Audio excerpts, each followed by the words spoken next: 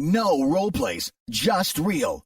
Chris and Lorenzo share 4 decades of combined experience to help you become a more effective leader. We've never really, as a workforce, spent a lot of time on making sure we're developing good leaders. We'll be able to share stories, experience, mistakes, failures, successes. This is Hacking Your Leadership. Welcome to Hacking Your Leadership. I'm Chris. And I'm Lorenzo. And Lorenzo, on this episode, I want to talk about something that happened to me recently that was kind of a serendipitous moment. You ever have one of those moments where you hear or see exactly what you needed to hear or see right in the right moment, and it kind of like brought clarity to something that maybe you were struggling with? Yes, when I don't ignore them. But yes, it has happened from time to time. True. Usually I ignore them. That is true. Sometimes they're just sometimes they slap you in the face so hard you really have no choice but to at least acknowledge their existence. And then once you do that, it's pretty safe to move forward with it. I heard from a colleague of mine that a company was looking for some of the work that I do in my consulting business. And they brought my name up in the conversation, and I thought, oh, that's really cool, and this is a company that I thought would be really cool to work with, to help out. I thought I could do some really good work with them. And the first thing that I did was I thought, all right, what can I do to make myself kind of like more in the front of their mind? What can I do to kind of make this more likely to happen, make this interaction more likely to happen, a potential business deal more likely to happen? And I found myself kind of really stressing out over it for a couple of days, just really thinking like, okay, do I reach out to them directly? Do I send like a pamphlet, or do I send like a kind of a digital resume of the companies I've worked with and the work that I've done?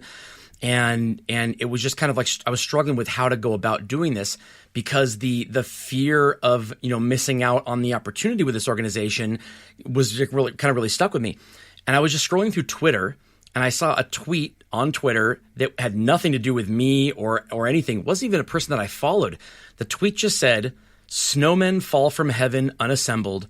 #trust the process." And I thought, it was profound in the moment. Very simple tweet. It had like 1 like, but it was profound for me, because what it did to me is I thought, okay, wait a minute. There's a reason why my name came up in the conversation already. There's a reason why that happened. This wasn't just the work was needed. Who do I get to do this? Someone asked about me and about the work that I was doing in this context.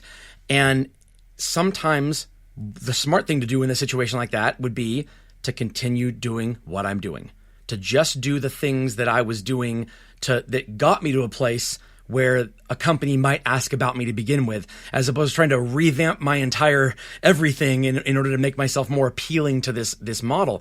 And I think, I've had a tendency to do this, and I think other people do too, in this feeling like, okay, what I do right now, the process of things isn't good enough. Let's change it. Let's revamp it. Let's tweak it in the moment. And it's not based on data. It's not based on anything concrete. Just the kind of this knee-jerk emotional reaction. Have you ever found yourself doing this, or stopping yourself from doing it? Should I say? And had it paid off for you? Yeah, absolutely. Well, I think that when I catch myself doing it, it's typically like something like that, where there's something that happens that is maybe out of the norm, or something that you weren't expecting to happen.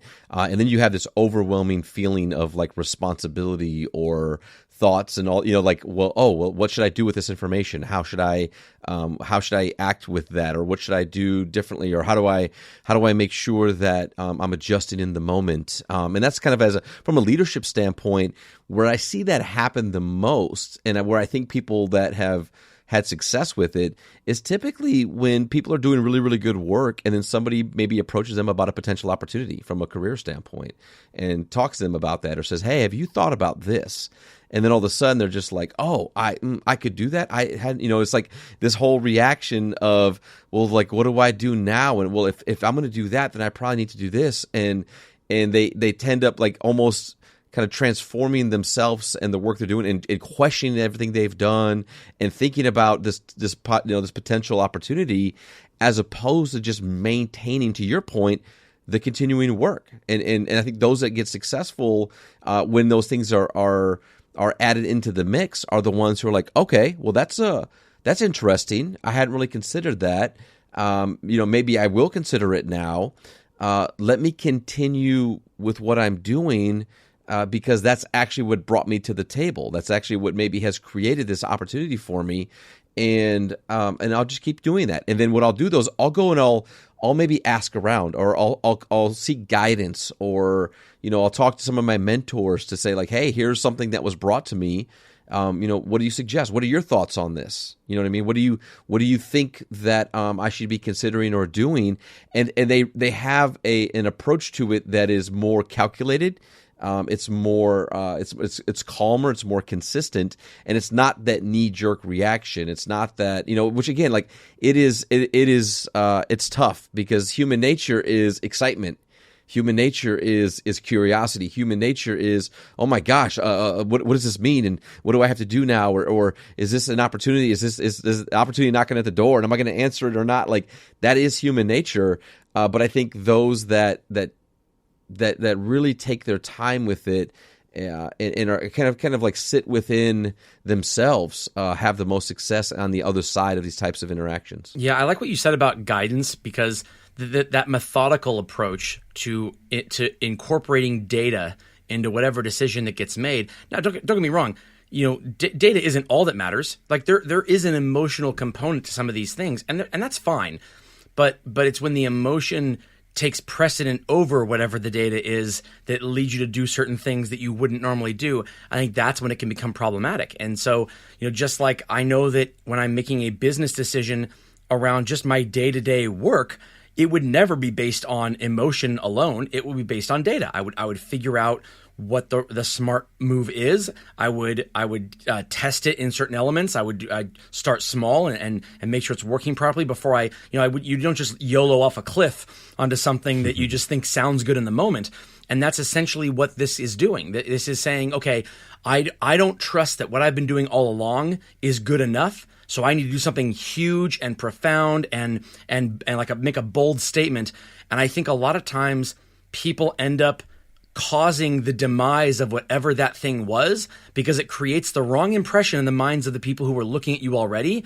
It turns you into someone who is more I use spontaneous in a negative at this point, but it really is. It's more spontaneous and less methodical. And when you're looking at somebody for opportunities, you want someone that you can predict. You want predictability. You want someone you can trust. You don't want someone who is erratic or unpredictable, especially if you're taking a chance on somebody. And so I think this kind of methodical incorporation of data really makes a big difference. I was thinking about why we tend to do this. Now, you said it's human nature, and I agree, but I also think there's something about the workforce in general, the way we do things as companies, that can lead to this. And I'll give you an example.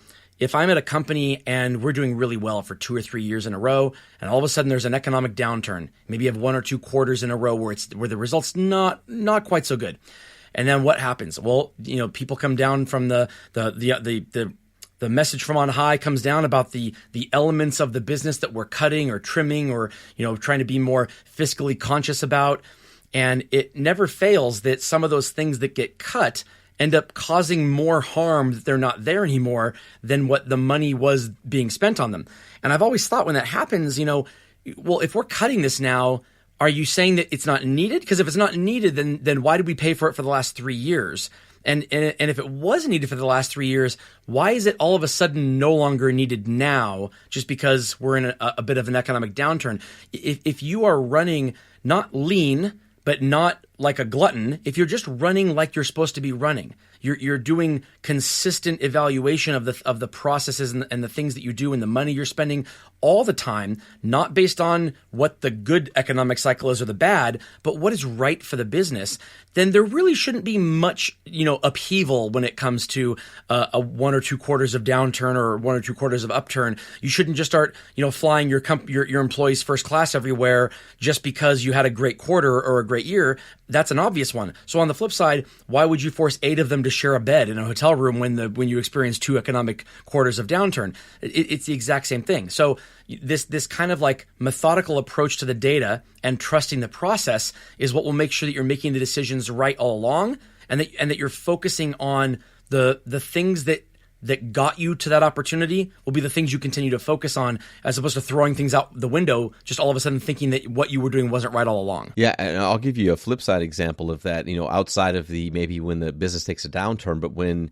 having spent my entire career in retail leadership, sometimes you have these new hot technologies, these new things that come out, and there's a lot of hype behind them. There's a lot of opportunity from a business standpoint to make a good amount of profit with them. So, think back to the years before you had iPads that had built-in cellular, and before you would use your phone as an internet tether to your computer. And we had these things in the industry called air cards, which was basically the ability to plug into a laptop or to sync with a laptop, internet access onto your computer wherever you go. And like I said, I know nowadays most of the technology is built into the technology.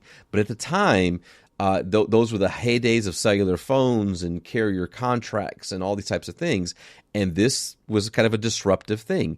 Now, the carriers saw this as an opportunity to not only have somebody maybe have their device on their network as a cell phone, but now we could basically have a second cell phone on their account because they're going to use this for their other pieces of technology to get them onto the internet. So the carriers were providing a good amount of marketing dollars behind companies to go out and sell these air cards and take them out into the world. And I remember that in the industry. And I remember a lot of organizations and a lot of teams and a lot of places like all of a sudden flipped everything upside down, and that's all that they were talking about. When if you were coming in to purchase a computer for your home or for your business, if you were buying technology that you needed, the first thing you would hear about constantly was its connectivity to the internet and these air cards, and get you on a contract and get you on this and prepaid or this type, and all of these things. To your point, like it was thrown out of the window around customer engagement, around asking questions to figure out and build value in products that we have. And I saw a lot of teams struggle with that because they took that thing, they put all the effort into it, and they ended up not having a great customer experience. They ended up losing some of the muscle they had built in regards to customer experience and offering things that make sense for a customer regardless of what they were. And I saw a lot of teams after that hype kind of fell off, and after they kind of, maybe over time, that's all they focused on, they lost a lot of those core behaviors and those core things that allowed them to be a really engaging team or store or organization when it comes to buying technology and sales and stuff like that. And so I saw it destroy, quite honestly, a lot of cultures. And I think it also put a lot of leaders in a space where they lost kind of the trust. They lost the even-keeled commitment to building, developing talent, and also offering a consistent experience for customers.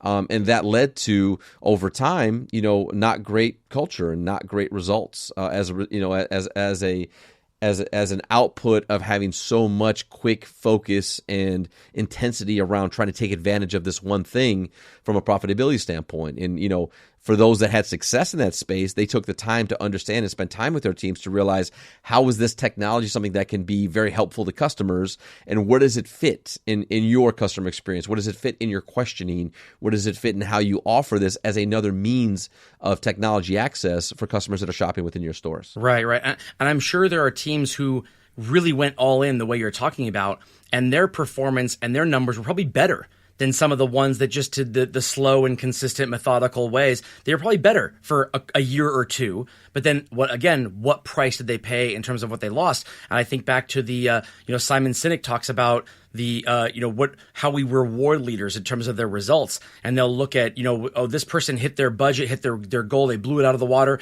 Let's reward them. Even though if you look at over the course of the previous 2, 3, 4 years, it's just a series of ups and downs and ups and downs and ups and downs. And they just happen to be meeting it this quarter. And they might have another leader who's right alongside them that didn't hit their goals. But if you look at the previous 3 or 4 years, every single quarter is just higher than the one before it by a little bit here, a little bit there, a little bit here. And it's just a consistent growth, and it's this getting better over time. And yet, because they arbitrarily didn't hit this one number, we decided, that's not good enough, and we don't reward them. I look at this as the exact same thing. It's this idea that, when you reward a culture that says the home run is what matters. Well, batters who only swing for trying to get those home runs, they have very low batting averages because they strike out a lot too. The batting averages are not measured in home runs; they're measured in the total hits. So as long as you get on base, that's great. And so this is the exact same thing. If you are looking at what a person does every single day, if you're looking at those base hits, those singles, doubles, and triples, as opposed to just who's hitting those home runs, I think you're going to get better performance out of those people than the people who just, they might make headlines with whatever they're doing for 1 year or whatnot, but what did they sacrifice in the process? What did they throw out the window in order to kind of, go all in on one thing? And when they should have done is trust the process, whatever they're doing, that built up the culture of the team, whether it be sales skills or customer focus or leadership skills, all of those things that got you the successes that you were in the moment. For you to think they all of a sudden don't matter because of something that might be fleeting, I think, first of all, it means you don't trust yourself. You don't trust in the work that you've already done. And it means that your team is going to see that lack of trust also, and they're going to think you don't trust them. And so at all costs, when you're doing these things, really, really think about what did you do to get you to a place? And if you find yourself kind of walking away from those things because you think all of a sudden something in the moment sounds better, I think that involves... That requires some really strong self kind of introspection to think, what am I giving up here? Because are there circumstances where the industry or the environment or the culture changes so much that it really does require a revamping of something big? Absolutely. But it is never done on a whim. It's never done in this kind of knee-jerk moment. If it does require that, I mean, that's got to be something that is done through the course of guidance and conversations with, like you said, mentors and peers. And it's done over the course of time, because those ripping the Band-Aid off changes, they just never sit well with your teams, and it can never lead to the positive outcomes in the long term. Absolutely. And with that, it brings us to this episode's 1 minute hack. But first, a few words from our sponsors. The 1 minute hack. All right, for this episode's 1 minute hack, here's what I want you to do. I want you to write down something that you're currently being asked to do that might be outside the norm of your normal day-to-day job. Something that is new, something that is like kind of an in the moment. This is something we have to pivot towards or change in the course of business. Or if you're in the middle of something right now, maybe it was asked of you in the last 6 months or a year, write that down. Underneath that, I want you to write down a list of skills that you and your team have that will help you accomplish that ask that's being asked of you and your team. I want you to write down then a list of skills that you would need to get it done that you don't currently have. And then finally, I want you to write down how those skills that you need may be at odds with the ones you already have. Meaning, is what you're being asked to do going to headbutt against the things that you already do well? Once you have the answers to those questions, it becomes imperative on you, the leader, to decide what of those items become necessary in the short term, but at the expense of the long term, and whether or not it is better to take maybe a little bit longer to accomplish what you're looking to get done that might be an in the moment or a fleeting ask, but that might be at the expense of your long-term success as a team. Because slow and steady oftentimes does win the race. We do need to react in the moment for some things, but remember, as that tweet said, trust the process, because your process is good already, so trust in it. Yeah, I think it's a great 1 minute hack and a reminder that, sometimes there are things that need to get done immediately, and sometimes we don't have all the information, and sometimes the expectation is kind of an immediate execution of whatever the strategy is. We get that. A lot of times, though, the urgency and the immediacy of something we don't necessarily question or consider. And that's where we're really talking about here is like, what are the potential long-term impacts in a negative standpoint if you are not considering what exactly is being asked, and how does it play into what you're already doing? And as you mentioned, like, the trusting of the process is the fact that you are truly believing in what you have done so far to have the success, and doubling down in that space to make sure that you are not adding in something that could destroy what you've worked so hard to accomplish. Yeah, I agree. And then lastly, always remember that immediate results and immediate action are not the same thing.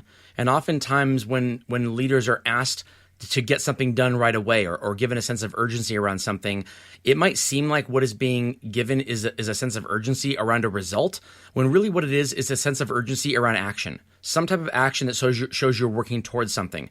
And I can't think of very many organizations that wouldn't rather have a kind of a longer lead time to get somewhere with lasting results over a shorter lead time to get somewhere, but results that are fleeting or that hurt the culture of the organization and the long-term, prospects of success going forward. Absolutely. And with that, it brings us to the end of this episode. This is Hacking Your Leadership. I'm Lorenzo. And I'm Chris. And we'll talk to you all next time.